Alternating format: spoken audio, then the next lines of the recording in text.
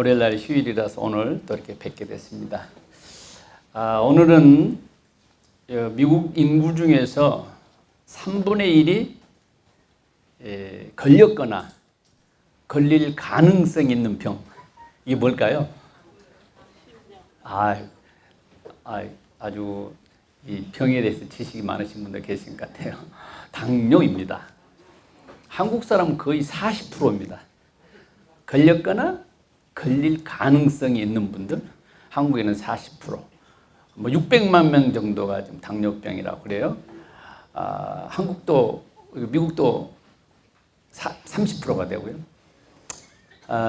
오늘은 좀 그래서 당뇨병에 대해서 좀 말씀을 드리려고 합니다. 이 당뇨병은 우리 한방에서는 소갈병이라고 그랬습니다. 소갈이라는 병을 한문으로 써서 그런데요. 이 소자는 소화한다 할 때도 그 소자를 쓰고 또 소비한다, 없어진다 해서 그 소자입니다. 그리고 갈자는 갈증이 날 때 하는 갈. 그러니까 뭔가 이렇게 없어진다는 뜻이 있고 갈증이 난다는 뜻이 들어있잖아요. 소갈병이라는 데에 대해서. 이 소갈병은 이 동의보감에도 나옵니다. 허준이 쓴 동의보감에. 동의보감은 언제 완성이 됐냐면 1611년에 완성이 됐거든요. 아주 오래됐죠. 그게 바로 당뇨병입니다. 그런데 유명하신 분 중에서도 당뇨병으로 고생하신 분이 계세요. 그 누구시죠? 너무 잘하신다. 세종대왕. 세종대왕도 당뇨병으로 많이 고생을 하셨어요. 옛날에 임금님들은 운동을 못 하잖아요. 운동을 하면은 전하안이 되옵니다. 최신을 지키셔서 이래가지고 뛸 수가 있어, 걸을 수가. 옛날에 임금님들은 운동을 못 했어요. 그런데 또 드시는 건 어때요? 산의 진미에다가 고기에다 또 세종대왕께서 또 고기를 좀 좋아하셨대요. 기름진 거 많이 드시죠? 운동은 못 하죠? 또 근데 이분은요, 그 당뇨가 언제 걸리신지 혹시 아세요? 30대 초반에 당뇨를 앓으셨어요. 그때부터 당뇨가 드신 거예요. 그래서 당뇨는 또 뭐냐? 이 스트레스가 심하면 또 당뇨병이 와요. 그리고 과로하고 스트레스, 근심, 걱정이, 이 세종대왕께서는요, 정말로 스트레스가 많았어요. 그리고 근심, 걱정이 아주 많았어요. 자기 때문이 아니고 백성들을 위해서 그렇게 하셨어요. 인류 역사를 통틀어 봐서 아담 이후로 지금까지 세종대왕처럼 저는 훌륭한 임금은 없다고 생각을 합니다. 왜냐하면 그분은 백성들을 위해서 글씨를 만드신 분이에요. 우리 어린 백성들이 한문을 잘 모르니까 또 한문은 또 서당 다녀야 되고 공부도 해야 되고 많은 세월을 필요로 해요. 그런데 그 한문 가지고는 서로 우리 어린 백성들하고는 뜻이 안 통하는 거예요. 일반 백성들하고는. 그래서 어떻게 하면 일반 백성들도 뜻이 잘 통할 수 있는 방법을 만들기 위해서 글씨를 만드셨어요. 우리가 지금 미국에 사니까 우리 영어를 쓰고 있잖아요. 영어는 누가 만들었죠? 몰라요. 언제 만들었죠? 몰라요. 그럼 또 이제 프랑스어도 하시고 또 중국말도 있고 그 글이 누가 만들었죠? 몰라요. 언제 만들었죠? 몰라요. 한문도 모르고 영어도 모르고 독일어도 모르고요. 헬라어, 라틴어 아무도 몰라요. 지구상에 있는 글씨 중에서 누가 언제 만들었지 아는 글씨는 하나도 없는데 유일하게 한글이에요. 그래서 여러분 어디 가서 어깨 힘주고 다니셔도 괜찮아요. 우리가 좀 미국말 좀 못한다고요? 괜찮아요. 제가 미국에 맨 처음에 왔을 때 92년도에 왔는데요. 제가 이제 교회 담임을 해야 되는데 이제 미국 교회에 속해 있는 교회였거든요. 그래서 이제 그 미국 교회 담임 목사님이 이제 스폰서라고 사인해 줘야 영주권 얻잖아요. 근데 저한테 안 되는 이유 두 가지를 얘기하시더라고요. 우리 교회 담임이 한국 교회 담임이 안 되는 이유. 첫째, 나이가 너무 어리다. 제가 그때 33이었거든요. 나이가 너무 어리다. 그 다음에 영어를 모른다. 그것 때문에 당신은 우리 교회 한국 교회를 맡을 수 없다 그러더라고요. 제가 그때 우리 집사님이 와서 이제 그런 얘기를 해주시는 거 제가 그래서 그랬죠. 누구는 나이를 1년에 2번씩 먹습니까? 내가 세상에 오고 싶어서 왔습니까? 온 대로 1년에 1개씩 먹어서 33인데 그게 뭘 젊습니까? 젊어서 안 된다는 게 성경이 어디 있습니까? 예수님도 33 돌아가셨는데 그 젊어서 안 되는 법이 어디가 있냐고 세상에. 젊은 사람들은 조금 있다가 시골이니까 조금 있다가 간대요. 그래서 안 된대. 성서적으로 얘기를 해보라고. 성경에 그게 어디가 부합하냐. 또 한 가지 영어를 못한다 그랬는데 그럼 당신은 뱃속에서부터 영어 하고 나왔어? 그렇죠. 미국 사람 뱃속에서 영어 하고 나온 거 아니죠. 살다가 배운 거잖아요. 그 나도 뭐 젊으니까 배우면 될 거 아니냐고. 그러니 한국교회 담임 목사를 할 건데 영어로 설교할 것도 아니고 뭐 미국 사람들은 커뮤니케이션 하면 될 텐데 뭐 그런 성경에 영어 못한 사람 목회 못한다는 게 어디 있냐. 나이 적은 사람 목회 못한다는 게 어디 있냐 딱 그랬더니 미국교회 목사님 감동을 받으셨어요. 그래가지고 영주권에 사인을 해줘가지고 제가 영주권 6개월 만에 영주권 나왔습니다. 94년대. 그래서 오늘까지 이제 오게 됐는데요. 아무튼 이 한글만이 그렇게 위대한 거예요.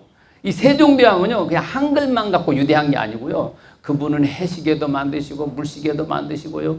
업적이 너무너무 많아요.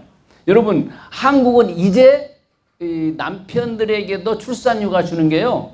몇 년 안 됐어요. 세종대왕은요 그때 남편들에게도 출산휴가 주라고 그랬어요. 그때 하인과 노비들이 있었잖아요. 그러면은 이 사람들 일주일씩 쉬고 그랬대. 근데 세종대왕이 한 달씩 쉬게 해줘라. 그리고 그 남자도 쉬게 해줘라. 아 이러셨다니까 대단히 앞서가신 분이에요. 그렇게 훌륭하신 분이 소갈병에 걸리셨던 거예요. 당뇨를 앓으셨어요. 예, 우리 한국 사람들은요 세종대왕 한 분만 가지고 여러분 어깨 힘주고 자랑해도 전혀 손색이 없습니다. 징기스칸은요 막 전 세계를 그냥 점령하다시피 사람을 얼마나 많이 죽였어요. 그 옛날에 그 사람들. 그 다음에 로마 황제들. 뭐 알렉산더 대왕이 유명하다 그래요. 알렉산더 대왕이 글자 하나 만들었어요. 알렉산더 대왕도 남의 나라 침략하면서 얼마나 많이 사람을 죽였는지 몰라요. 세종대왕은 사람 한 명도 안 죽였어요. 남의 나라 쳐들어간 적도 없고. 그렇게 우리가 이렇게 훌륭한 민족이고 자손입니다. 그러니까 미국에 살면서도 어깨 딱 힘주셔도 돼요. 우리 영어 잘못한다고 하면 야 영어 누가 만드는지 너 알아? 나는 내가 쓰고 있는 말 누가 만든 줄 알아. 언제 만들었어요? 그거는 그러니까 아셔야 돼. 1443년에 한글을 완성하시고 1446년에 반포를 하셨어요. 그건 아셔야 돼요. 1443년은 한글이 이렇게 위대한 건데 그때 완성을 하셨어요. 그런데 세계 역사를 또 비교한번 하면 참 재밌어요. 저는 이렇게 역사를 공부하면서 한국 역사하고 세계 역사를 비교하면 너무너무 재밌더라고요.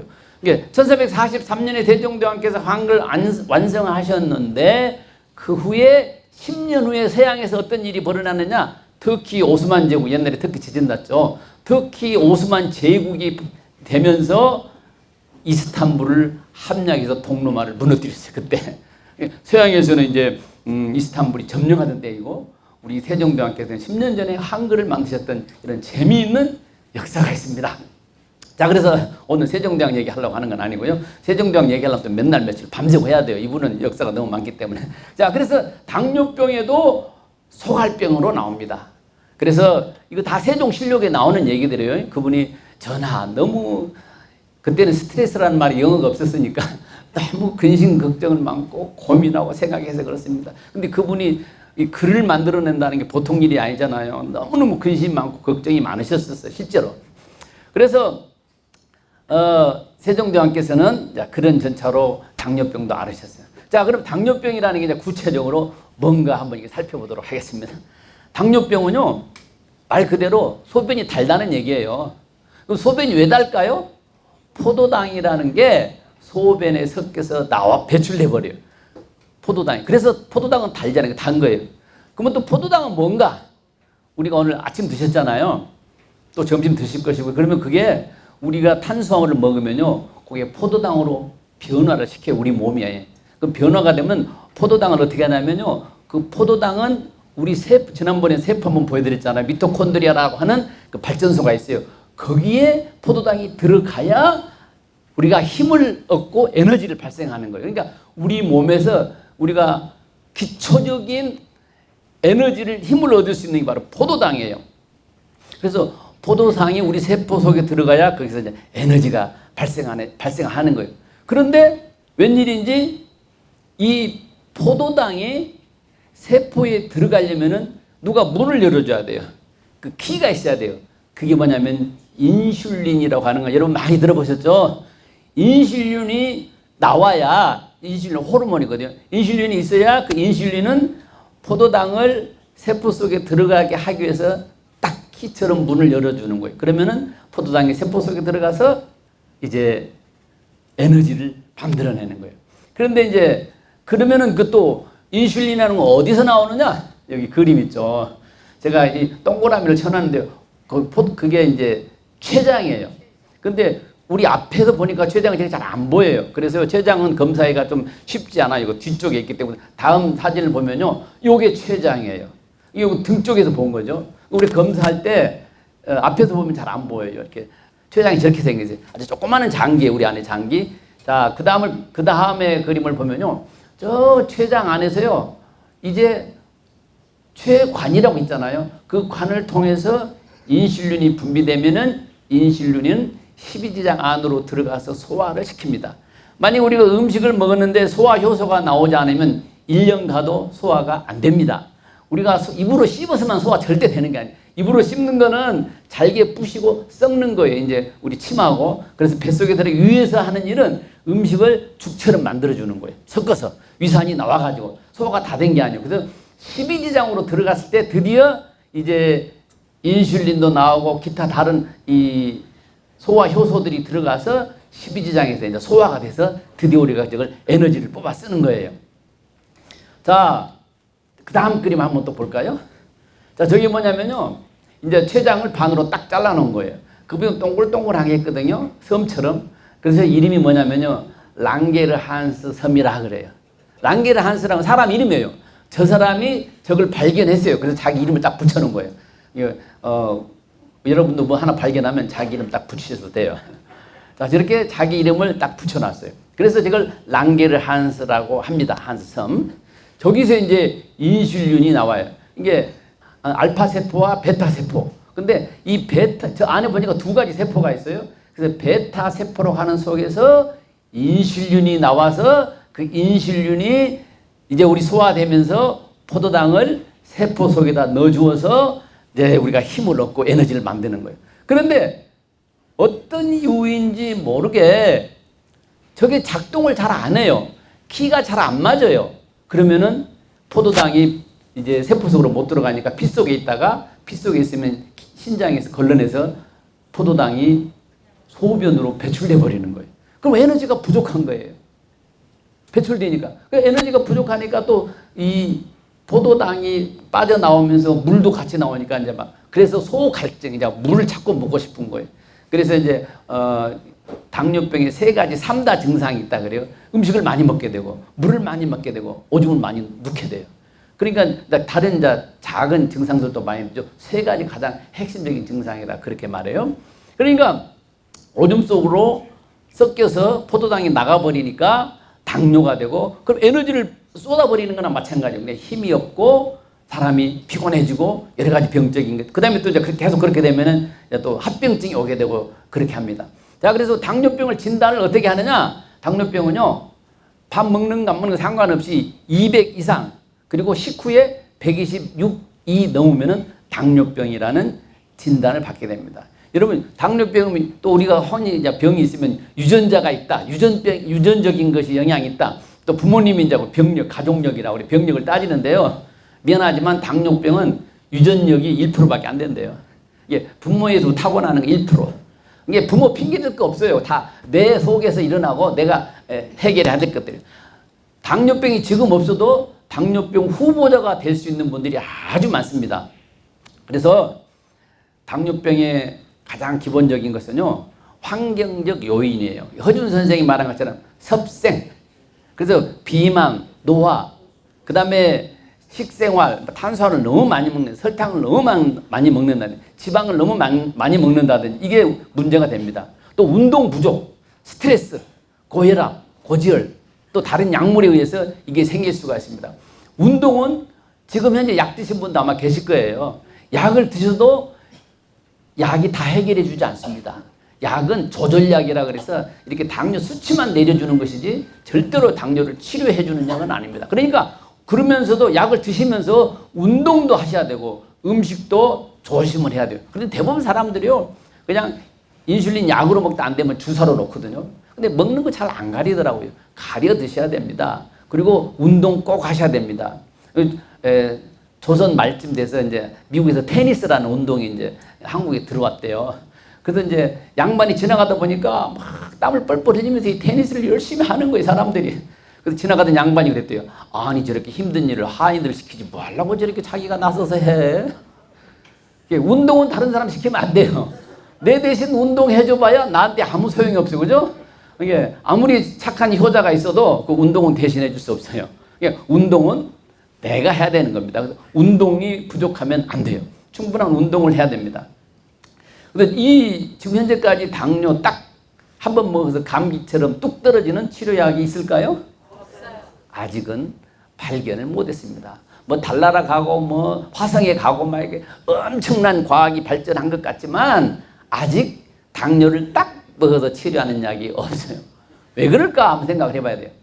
대부분 제가 환자들을 보면 이래요. 이 당뇨를 가지고 계신 분이 당뇨약을 조절약을 드시면서 왜 왔는가를 생각을 안 해요. 이게 왜 왔는가? 그럼 어디로부터 왔냐면요. 아까 그런 것들 있잖아. 음식이나 운동이나 스트레스나 이런 것들 때문에 왔다면 그 원인을 제거할 생각을 좀 해야 돼요. 원인. 항상 원인을 제거할 생각을 하고 원인을 바꿀 생각을 해야 되는데 꼭 증상만 바꾸려고 그래요. 약 먹으면 증상은 바뀌어져요. 숫자가 내려가니까. 그러나 약은 증상을 바꿔주는 게 아닙니다. 아유, 시간이 또 너무 잘 갔네요. 그래서 우리 한방 치료를 좀 말씀드릴게요. 한방 치료에서는 친화분이라고 하는 것과 지난번에 마에 대해서 말씀 한번 드렸잖아요. 산에서 나는. 그래서 산약이라고 그랬다 그랬죠. 그 두 가지를 많이 씁니다. 친화분은 이 당뇨병이나 성약이라고 그래요. 당뇨병을 씁니다. 당뇨병에 그 약을 씁니다. 그리고 맹문동, 황련, 오미자를 조금씩 섞어서 쓰는데 이거는 한의사들이 약 쪄줄 때 쓰는 거고 우리는 어떻게 해야 되냐. 아까 천화분이나 마나 그 다음에 맹문동이나 오미자 같은 거 사서 집에서 티로 끓여 드시면 아주 좋습니다. 뭐 퍽퍽 달여서 하냐고 드지 마시고 차로 드시는 것은 계속 장복하셔도 괜찮으니까 신압으로 드시는 거예요. 그렇게 쓰시면 됐습니다. 그리고 꼭 음식을 골라 드세요. 좋은 음식으로. 녹색 채소, 콩, 견과류, 등 푸른 생선. 뭐 좋은 걸 말하려면 또 해넘어가요. 너무 많아서 다 좋아요. 그러니까 이런 것들을 좀 골라서 잘 드셔야 돼요. 성경에 보면요. 저는 성경을 믿는 사람입니다. 우리 몸이 성전이라 그랬어요. 우리 몸은 아주 귀중하고 소중하다 그랬거든요. 아주 제일 좋은 우리 몸은, 귀중한 몸은 제일 좋은 걸 줘야 돼요. 럭세스 벤츠 타는 분들, BMW 타신 분들은요, 기름을 넣을 때도 고급 기름을 넣더라고요. 근데 우리는 BMW, 벤츠보다 더 귀한 몸인데 하급 기름을 넣으면 안 되잖아요.